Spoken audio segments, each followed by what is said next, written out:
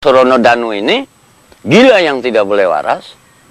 Kedua, Surono Danu ini paling jahat di dunia.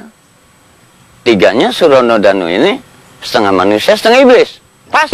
Itulah kata yang terlintas ketika pertama kali bertemu dengan peneliti pangan ini. Manusia paling jahat maksud Bapak apa? Ya, saya nyebarkan virus di mana-mana supaya orang itu punya sikap tentang kedaulatan pangan.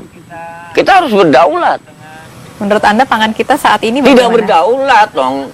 Kalau orang Jawa ngatakan tuh paring-paring kulot yang semboten saged ningal. Vietnam kirim beras ya ke Indonesia kan gitu kan. Ngemis kan. Bibit unggul temuan Surono seolah menjawab kebutuhan beras penduduk Indonesia yang jumlahnya semakin membengkak.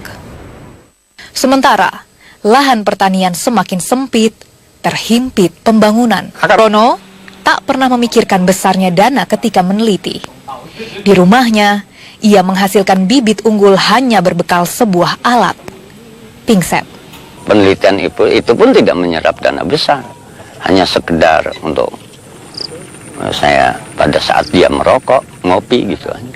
Saya berkeliling Sumatera bagian selatan, Lampung, Sumatera Selatan dan Bengkulu untuk mendapatkan benih-benih unggul lokal. 181 varietas unggul lokal dari umur 4,5 bulan sampai 9 bulan. Berapa lama itu Bapak kumpulkan? 1 tahun. Nah itu baru saya seleksi untuk mendapatkan bisa dijadikan pejantan dan bisa dijadikan betina. Dan kemudian akhirnya berapa lama yang Bapak butuhkan waktunya untuk akhirnya menghasilkan apa yang Bapak sebut? 8 tahun. Dan apakah yang Bapak pernah uji coba atau kembangkan itu hanya untuk varietas padi atau ada tanaman? Ada juga singkong, jagung, kedelai, kacang panjang, kacang tanah, semangka asli Indonesia ya, semua gen. Bukan ragu tapi pernah ngengkel, Mbak. Ngengkel? Ngengkel apa ya, Mbak? Pokoknya nggak percaya, sempat adu argumen. Selama ini yang kita pilih justru tanah kita di sini intinya kan karena terlalu banyak memakai pupuk-pupuk kimia sehingga tanah relatif tandus. Di tahun pertama saya belum percaya dengan pola yang dilakukan. Dari hasil singkong? Dari hasil singkong yang saya tanam juga lebih banyak buahnya. Dari satu pohon? Ya, dari per pohon. Kalau tadinya saya nanam paling banyak 25 ton, tapi sekarang kalau ngomong 40 ton ya bukan spesial. Udah biasa 40 ton. Dengan temuannya, Surono ingin mematahkan mitos yang dipercaya sebagian petani yang menyebut bibit padi hibrid impor lebih baik dari bibit lokal. Tidak tahu siapa yang salah, tapi mestinya kita salah semua. Termasuk Menteri Pertaniannya juga salah. Kenapa bisa begitu? Kenapa mendatangkan benih hybrid dari China? Yang akibatnya tahun-tahun yang lalu di daerah Klaten, di daerah Karanganyar, Magetan, di mana-mana orang merajalela. Dan petani itu bukan buruh ya, bukan buruh yang kerja mendapatkan uang. Dia bekerja bagi dirinya sendiri dan tanpa ada asuransi. Sekarang kalau diberi benih hybrid yang tidak satu gen dengan benih-benih yang kita punya, apa pemerintah mau ganti? Berapa luas yang tidak panen? Dan berapa kali mereka tidak panen? Sekarang timbul warang lorek. Orang yang dulu ada coklat, putih, hijau, sekarang ada yang belang. Udah ada mutasi gen yang baru. Untuk yang sudah ada saja kita udah payah, apalagi menghadapi yang kita belum tahu bagaimana cara membunuhnya. Bapak sudah pernah mencoba membudidayakan bibit dari padi hibrida? Sudah sekali. Hasilnya bagaimana? Yang saya dapat biasa aja, Mbak. Biasa aja. Padahal kan katanya itu bibit unggulan. Bapak sepakat dengan hal itu? Enggak juga, karena saya sudah ngalami. Jadi padi hibrida itu tidak lebih.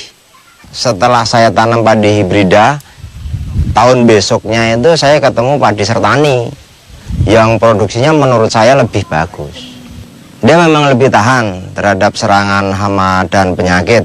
Hasil produksinya lebih tinggi karena saya memang melakukan perbandingan beberapa varietas. Nah, pelompok tani itu sangat kebingungan, Pak, masalah obat-obat ini sebetulnya. Ada yang menentukan obatnya ini, nanti tahun lagi ganti ini lagi gitu. Jadi sekarang ini petani sangat bingung, Pak. Nah, bagaimana caranya mengendalikan hama yang akan datang itu? Surono tak meraup uang dari bibit unggul temuannya. Bukan menemukan, Lori. Tepatnya Saya melahirkan buah pikiran. Oke. Di sini kesalahan dari pemerintah kita yang lalu mencetak sarjana. Jadi sarjana ini seperti ubin, dicetak, tidak berkembang. Saya ingin melahirkan. Dengan sendirinya akan berkembang. Dari mulai tanah Kairo, Ia berbagi tanpa berharap kembali.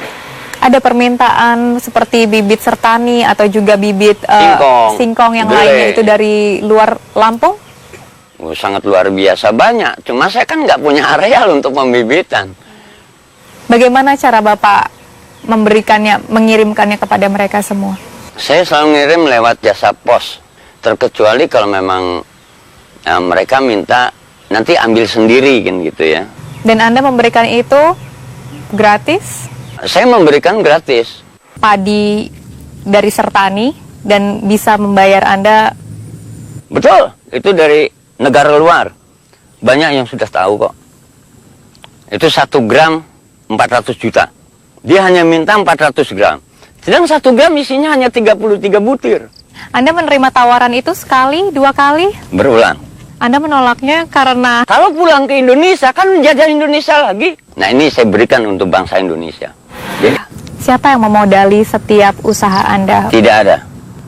Itu nggak gampang loh Pak untuk meneliti mulai dari tahun 82 sampai sekarang. Saya terlalu yakin Allah ini ada.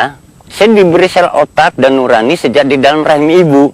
Dan saya lahir tidak diberikan duit sama malaikat. Itu modal saya.